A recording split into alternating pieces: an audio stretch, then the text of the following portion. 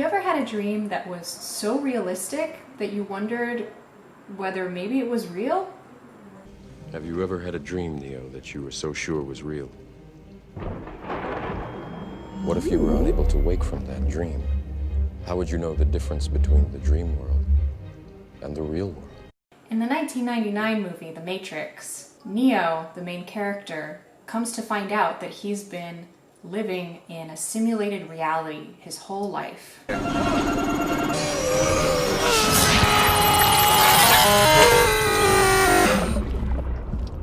Everything he's ever known turns out to have been generated by a computer.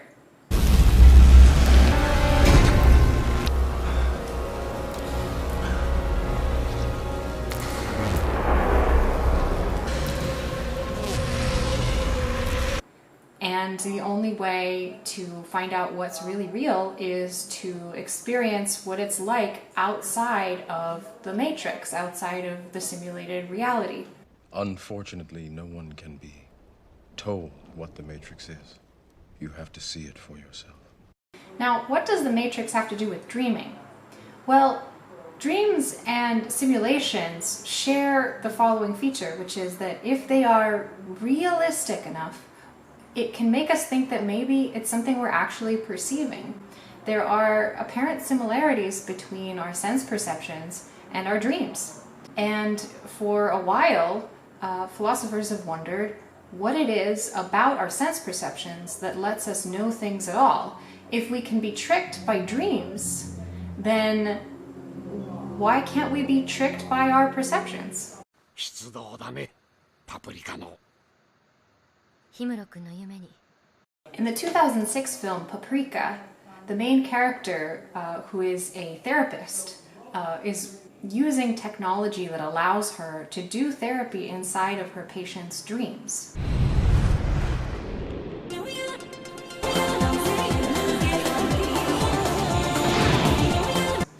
They developed this machine called the DC Mini that allows her to enter other people's dreams as an avatar of herself named Paprika. And what's interesting about this film is that the filmmaker plays with these themes, these ideas that our sense perceptions are alike in real life, in our dreams, and also, interestingly, in all kinds of other images that we use as representations. So, for example, camera and video images, and things that we see on the internet. And he plays with these parallels throughout the film. Now, what's interesting for us in 2020, right, is that with the existence of all this technology around us, this paradigmatic question of how we get real information from the things that we perceive is rather pressing, because the problem of how we know that what I'm seeing now, what's in this room, this white wall, the problem of knowing that this is real extends beyond my ability to sense it, right? Because sometimes I've had dreams or I've seen depictions of myself touching things, feeling things, seeing things, and it turns out that they're not really there. So this can be something as simple as an illusion or a magic trick if I go to a magic show, or something really elaborate like I maybe am prone to hallucinations that look very real, or I've had a very elaborate, vivid dream. Or maybe I am seeing something on the television or on YouTube or on social media, and I can't tell whether or not it's been doctored or modified so that it appears to be the case that one thing is happening when really another thing is happening. So a crucial question for us is, how do we differentiate between the things that are real and the things that aren't real, given that our perceptual capacities are so limited, or apparently limited? Is the fact that I can't always be sure whether I'm dreaming or not something that hurts my ability to know things even when I perceive? Now, at first you might think to yourself, well, in the regular case, right, I can totally tell my dreams apart from reality, right? I mean, one characteristic feature of dreams is that I can wake up from them. You know, one day I might dream that I'm flying and genuinely believe that I'm flying, and maybe there are witches chasing me or something, and I'm really scared, like I'm genuinely scared. But I wake up moments later in my bed and I remember, oh, no, that wasn't my real life. That was something that my brain made up while I was asleep, and it's not real. But that's different from how I am in my day-to-day life. Like, for example, you know, dreams start and stop in weird ways. The laws of physics aren't respected in dreams and things like that. They feel different. They don't feel completely grounded, we might think, right? Or so we tell ourselves. You never really remember the beginning of a dream, do you? You always wind up right in the middle of what's going on. I guess, yeah. Well, one issue is, even if most of our regular dreams are differentiated or differentiable from our perceptions, we can imagine scenarios, and we have imagined scenarios where that's just not the case, where the dream is so convincing that we can't tell the difference anymore. How could I ever acquire enough detail to make them think that it's reality? The film Inception plays with the idea that dreams might be so elaborate, even if they defy the laws of physics, that we might no longer be able to tell at what point the dream starts and ends. So how did we end up here? Well, we just came from the, Think about it, Ariadne. How did you get here? Where are you right now? We're dreaming? The philosopher Gilbert Harman came up with a thought experiment that sort of helps draw out what is similar across all of these cases, and it's called the brain in a vat. In the brain in a vat thought experiment, we are, unbeknownst to us, really, like deeply in the real reality, are actually just a brain floating in a vat. And everything that we seem to be seeing, everything that we've experienced in our lives, it turns out are just like fancy simulations, fancy inputs engineered by a very clever neuroscientist, a neurosurgeon or a neurologist or some evil mad scientist that has just plugged our brain into all of these stimuli and made it a very convincing experience, such that, you know, it turns out our parents, our friends, our education has all been manufactured by a machine that is inputting information into our sense perception. If that were true, right, if we were brains in a vat, right now, I would have no way of knowing, right? Because the idea is, hypothetically in that scenario, everything would be just as realistic to me as in the real case. So right now, it sure seems to me like I have a hand, like there's a wall here, like I'm speaking to a camera. But if I were a brain in a vat, all of that would be true. So the question arises, how do I get justification to believe that there is a wall here, that I'm sitting down, that I'm talking to you, if it turns out that I can't be sure that I'm not a brain in a vat, right? What is it that makes me sure I'm not a brain in a vat? Descartes.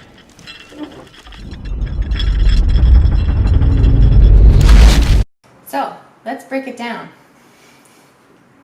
So, Jaja, what are the different ways that we can assess our sense perceptions for their ability to get us knowledge? Whether we can trust our sense perceptions might depend on one of three things. We might ask, are our sense perceptions accurate? We might ask, are our sense perceptions reliable? And finally, we might ask, can we tell the difference between an accurate sense perception and an inaccurate one? Can we tell the difference between an accurate experience and an inaccurate experience? Can you tell the difference, Joshua? The French philosopher René Descartes is primarily worried about whether we can tell the difference between an accurate sense experience and an inaccurate one. So René Descartes sits himself down and asks himself the following question. How can I tell whether these objects in front of me are really there? What is it that I can be certain of? Can I be certain that I am awake right now? Can I be certain that there is a fireplace in front of me? Or in my own case, can I be certain that I'm holding a cute fluffy kitty? How would I go about finding this out? Descartes begins by saying the problem is I can't be 100% certain that the things that I seem to be perceiving are things that I'm actually perceiving. My experience of, for instance, a cute fluffy kitty might also be possible in a dream state or in a hallucinatory state, or, given the examples we talked about, in a simulation, like a computer simulation, or some cruel experiment. Descartes says, how do I know an evil demon isn't responsible for making me experience a cute fluffy kitty? How can I be sure? He concludes that he can't be sure. And because Descartes is seeking certainty, he concludes, look, I can't be certain that my sense perception is reliable. I can't be certain that there really is a cute fluffy kitty here. So if I can't be certain, Descartes says, then I can't know that there is a cute fluffy kitty here. So it means that my sense perception isn't helping me achieve knowledge. This kind of doubting our ability to know is what philosophers call skepticism. It's an attitude toward our capacities for knowledge, toward sometimes our capacities for perception, our capacities to tell objects apart, all of those sorts of doubts about what we can do relating to belief, we call those skepticism. René Descartes is using or exhibiting a particular kind of skepticism that we call methodological skepticism. Methodological skepticism is characterized by setting a very high bar for belief, basically saying, I won't believe anything unless it meets this standard. Okay, and what is the standard for Descartes? That standard is certainty. So I've got to be 100% certain, or at the very least 99% certain, that the things that I believe are true, and if I am certain, then I'm not going to doubt them. Of course, there's lots of things that you believe, if you think about it for a second, that you're not 100% certain about, right? So, for example, I believe that I was born in September, the month of September. But can I be 100% certain about that? Well, I've seen my birth certificate, so that's pretty good evidence that I was born in September, and my mom tells me I was born in September, so I've got at least 2 pieces of evidence that are pretty strong pieces of evidence that I was born in that month. But neither of those pieces of evidence guarantees that the things that I've heard and the things that I've read are absolutely true, right? The only thing that could guarantee my knowledge would be if I had a direct way of verifying my birth date that didn't have to rely on someone else telling me about it, right? So I can't be 100% certain that I was born in September. I'd probably bet a lot of money that I was, like I would place that certainty of that belief higher than some other things. Like, for example, I'm not sure right now whether I still have mustard in the fridge. Pretty sure I do, but I'm definitely not as sure that I have mustard in my fridge as that I was born in September. I'm like pretty sure I was born in that month. So relatively, I'm more certain that I was born in September than about this other belief. But what would it be to be very certain, like absolutely sure? It would have to be something that I knew had necessarily to be true. That is, there's no scenario in which it could be false, given the other things that I'm certain about. And that's a pretty high bar for belief. Basically, if I follow this rule that Descartes is setting for himself, then almost nothing that I believe will turn out to be something that I can claim to know, right? Because I believe that I'm sitting in a room recording a video, but I could be dreaming it, which would be really bad, and I'd have to do it all again when I woke up, right? But I can't be certain that I'm sitting here and recording this video, so if I can't be certain, then I can't count my belief as knowledge if I were to use Descartes' standards. So in Descartes' case, his bar for belief is proof, okay? His bar for believing that the thing that I believe is true is having a deductive proof of it. And a deductive proof is something that we can get if we've got pieces of information that we already know that we know, from which we derive another piece of information that we can therefore know that we know, because it follows from the earlier pieces of information. For instance, if the moon is made of cheese, then the moon is edible. And suppose that we know that the moon is made of cheese, right? Suppose that we knew that with 100% certainty, then we would also know with 100% certainty that the moon is edible by deductive reasoning from those first two statements, right? As a matter of fact, the moon is not made of cheese, sorry to disappoint.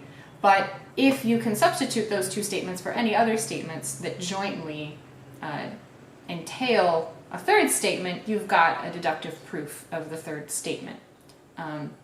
We call a good proof a valid proof, and the best kind of proof is a sound proof. A sound proof is one in which not only does the conclusion follow from the premises, but also the premises of the argument are true. So if you've got a true set of premises and a valid argument, you've got a sound argument, and then you can be absolutely certain that the conclusion is true. Methodological skepticism isn't the only kind of skepticism. So let's go over some examples of other ways that we can be skeptical about our ability to know. The Daoist philosopher Zhuangzi, from the 350 BC era, more or less, has the following thought experiment. Zhuangzi writes, "Once upon a time, I, Zhuangzi, dreamt I was a butterfly, fluttering hither and thither, to all intents and purposes a butterfly. I was conscious only of following my fancies as a butterfly, and was unconscious of my individuality as a man. Suddenly, I awoke, and there I lay, myself again. Now, I don't know whether I was then a man, dreaming I was a butterfly, or whether I am now a butterfly, dreaming that I'm a man." So Zhuangzi's dream helps us understand a Daoist form of skepticism.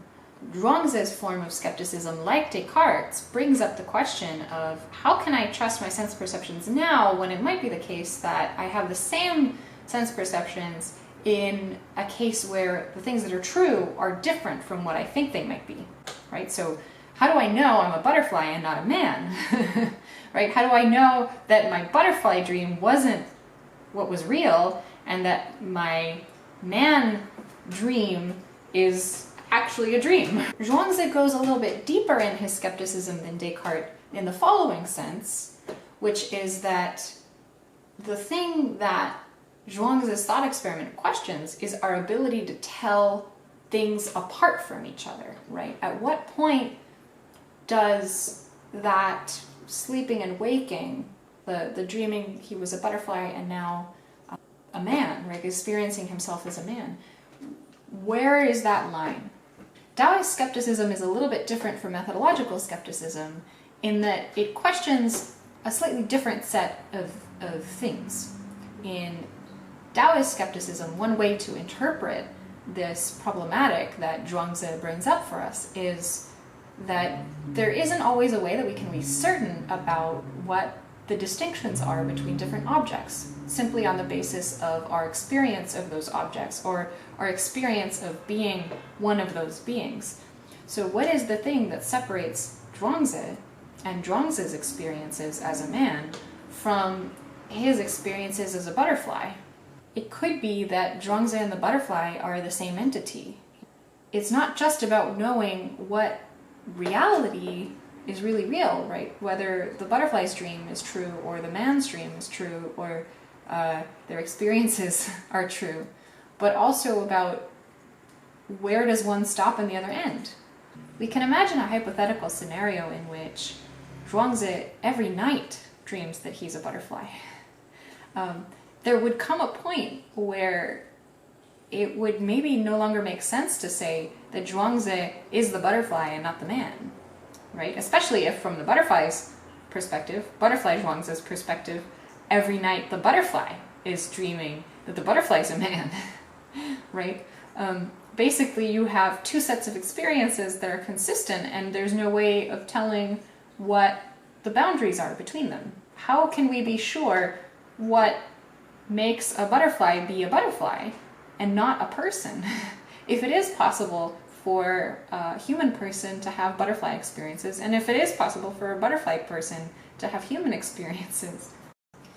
Now, skepticism is what we call an epistemological claim. An epistemological claim is a claim having to do with our ability to know.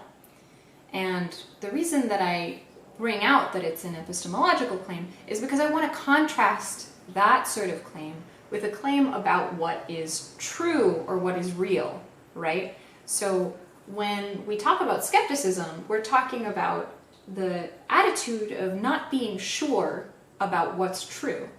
We're not necessarily saying that just because we can't be sure about what's true, that we can conclude things about what's true, right? So, for example, just because I can't know whether or not I'm asleep or awake, or whether I'm a brain in a vat, or in the Matrix, or in a fifth layer inception dream, doesn't necessarily mean that I am thereby concluding that nothing is real, right? I can wonder about the question, do I really know whether this is real, without necessarily concluding that nothing is real. So, wondering about what I know, that's an epistemological question.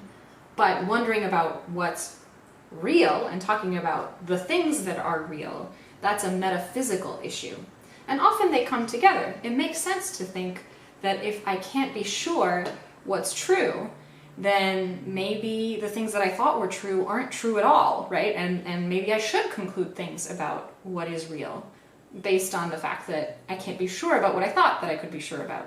But they are conceptually separatable in that it might be possible to exhibit methodological skepticism, that is, wanting to find firm bases for all of my beliefs, without thereby going straight to, oh gosh, I don't know if I'm asleep or I'm awake, therefore I shouldn't act like everything around me is real, there's no point to anything, the world is an illusion. You know, you might have that set of beliefs. And maybe you have that set of beliefs because of your methodological skepticism, but the set of beliefs, the positive set of beliefs about what is alternatively true, are different from the skeptical attitude. Sometimes the skepticism can come from certain metaphysical suppositions, or sometimes they can be self-sustaining, or like mutually sustaining. For example, according to the Advaita Vedanta school, the identity of my consciousness is the same as the identity of the world or universe or universal godlike consciousness, Brahman, right? So there is no duality. That is a metaphysical position of that particular school of Hindu thought. And according to the Advaita, the world of everyday experience is a dream. That is to say, I am under an illusion if I think that my consciousness is separate from the world consciousness. You might call it a projection. So I can and should doubt that I know that I'm separate from other things in the universe because I can identify that I am part of the universal consciousness. That is, there is a skeptical attitude toward what appears to be at first glance true, partly because of an alternative metaphysical system that makes all of my regular seeming beliefs, all of my prima facie, like at first glance, plausible, everyday, common sense beliefs seem kind of suspect. So if it turns out that there is no real separation between me and the universal consciousness, between my consciousness and the universal consciousness, then none of what I perceive in day-to-day life is true. I perceive day-to-day life from a particular perspective, as does Jaja. Jaja sees the world through Jaja eyes. But the Advaita Vedanta school would have us believe that that's all an illusion. Really, she and I are part of the same being. We have parts of the same consciousness, and we should doubt, we should be skeptical towards these specific perspectives that make it seem as if we're not. Because these are all different kinds of skepticism, we might be tempted to think, And it could well be true that we need to address each kind of skepticism separately. So for now, I'm going to focus on one kind of skepticism, which is the one that has to do with the brain in a vat and Descartes' thought experiment, which is about whether I can know right now, where I'm sitting, that I'm not, in fact, for instance, a brain in a vat. So, what is the solution to skepticism? How can I find reasons to believe that what I am now perceiving and what I now think and believe, all of those common sense things that I thought were kind of natural to believe, how can I get to a place where I can be sure about all of those again? Do all of these thought experiments and all of these declarations by these distinct philosophers, do all these movie scenarios just leave us with nothing at sea? How do I get out of this skeptical attitude? How do I call my mom and tell her that I, still believe that she exists? If I can't find a way to justify my seemingly everyday beliefs, it would seem like I can't even be sure that my mom is a real person, or just an illusion. I can't be certain that I really have a pet cat. I can't be certain that I really have hair and a place to live and all this stuff, that I'm really the age that I claim to be, that I was really born in the month of September. All of those beliefs I would probably have to throw out, or at least sort of hold as if they're not full beliefs, because I can't be sure whether they're true. So what is the way out of skepticism? Let me tell you why you're here. One way to help us get out of skepticism is to formulate the problem of skepticism in a way where we can break down the different assumptions that are being made. So, pro tip, if you're considering a particular attitude, like skepticism, and you're doing philosophy, one way to try to figure out how to get out of that position is to figure out what assumptions that position relies on. Even a position like skepticism, even an attitude like methodological skepticism, is relying on a certain set of assumptions about how to operate, right? What assumptions are we taking on when we say that not being sure whether we're brains in a vat is a reason to doubt our current common sense beliefs? You've got to be relying on some sorts of principles, right?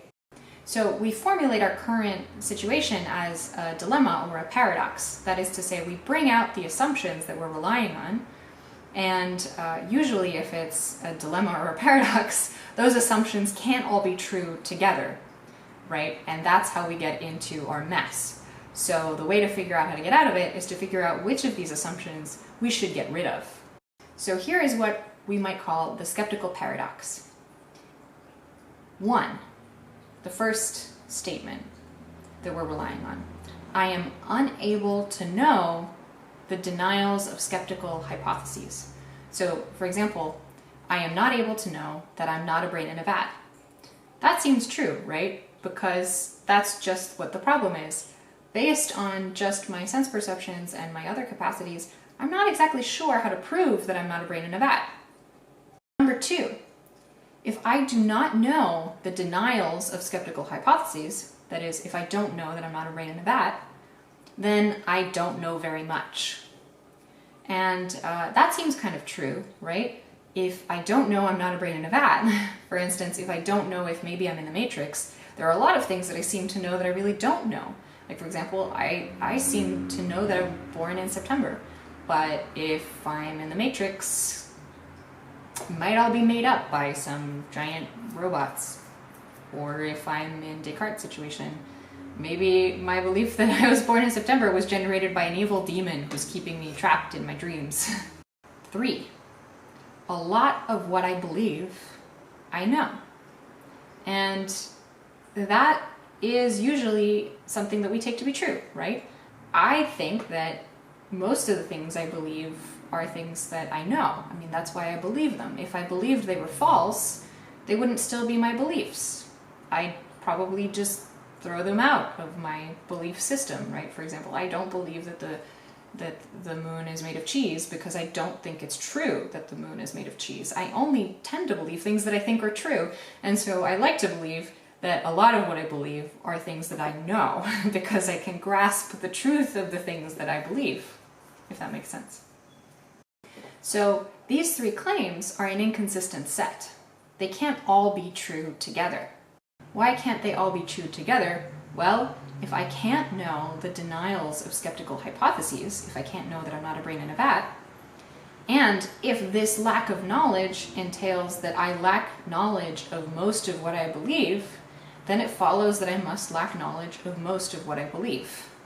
Hence, I can't accept all three of these claims. One of them must go. And skepticism makes us abandon the third claim, the claim that a lot of what I believe, I know. Skepticism makes us aware that, well, I may be in a worse epistemic position than I thought. If we're going to get out of skepticism, we're going to have to motivate one or more of the following three claims. So we've got to find one of these claims to defend in some way. One possible claim is that despite appearances, we do, or at least we can, know the denials of radical skeptical hypotheses after all. That is, one way to get out of skeptical hypotheses is to say that I can know I'm not a brain in a vat. I can know that I'm not dreaming, right? Maybe that's the way out. You're here because you know something. What you know you can't explain, but you feel it.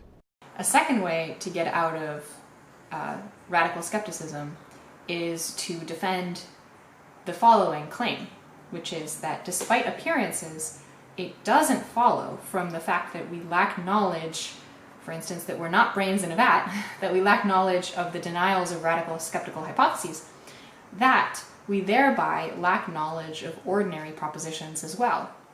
So what this amounts to is, just because I'm not sure I'm not in a brain in a vat doesn't mean that I don't know that I was born in September. The third sort of claim I could try to defend is that despite appearances, these three claims can in fact all be true together. You might be wondering how you defend that one.